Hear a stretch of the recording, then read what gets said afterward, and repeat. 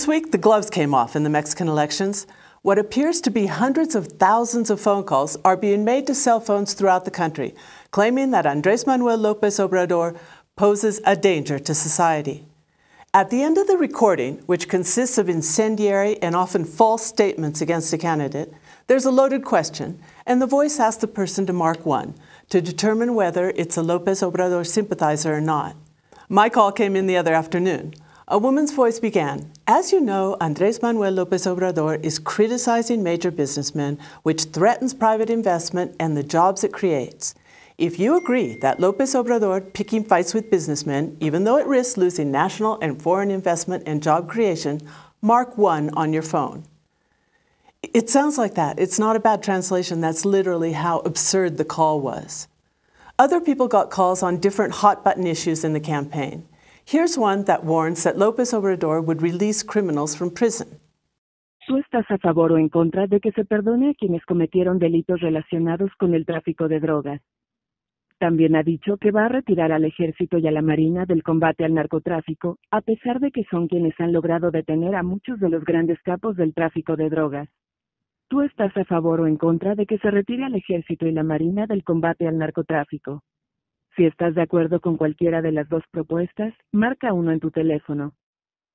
Note how the caller plays on fear, saying that AMLO would withdraw the armed forces from the drug war, which incidentally is exactly what every major international human rights organization and most national human rights organizations have been demanding for years.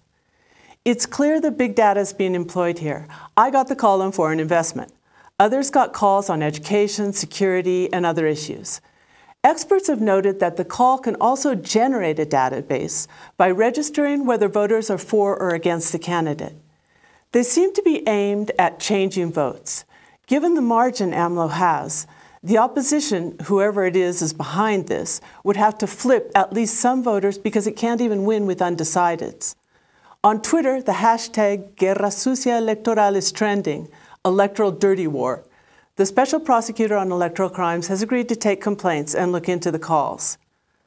Calumnious phone calls from anonymous sources are an ominous sign for the days to come, but it gets worse. There have been over 110 political assassinations since the campaign period began on September 8th. Most have been candidates, especially on the local level. These elections are already among the bloodiest in Mexican history. On June 2nd, for example, 4 women politicians were assassinated, including Juana Maldonado, a candidate in Puebla, and Pamela Terán, candidate in Oaxaca, who was murdered with a young photographer assigned to cover her campaign, María del Sol Cruz Jarquín. The National Electoral Institute decried the violence, but according to CNN, declared that it does not have sufficient evidence to prove that the violence is linked to the elections. It's a coincidence that candidates are being assassinated at a rate of several a day just weeks before the elections? Kofi Annan, former Secretary General of the United Nations, stated, "Without control, criminal violence is a serious threat to the democratic institutions and undoubtedly to democracy itself." On May 10th, the Inter-American Commission on Human Rights declared it observes a situation of special risk to political actors in the country, including pre-candidates and candidates of different movements and political affiliations, and demanded that the authorities carry out investigations and respect due process. The situation is critical. Citizen groups are pressuring the electoral authorities to take a more active role in denouncing and investigating the violence before a cloud of fear settles over the nation on Election Day, which could threaten lives, keep people home on voting day, and restrict their choices.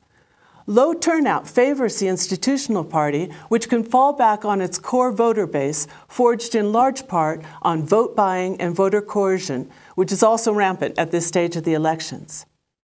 Meanwhile, the center-left candidate, Andrés Manuel López Obrador, is maintaining his lead, and the assumption that he will take the presidency is growing, even among reluctant actors such as the financial sector. The hardcore that rejects this outcome is becoming more aggressive in its tactics and actions.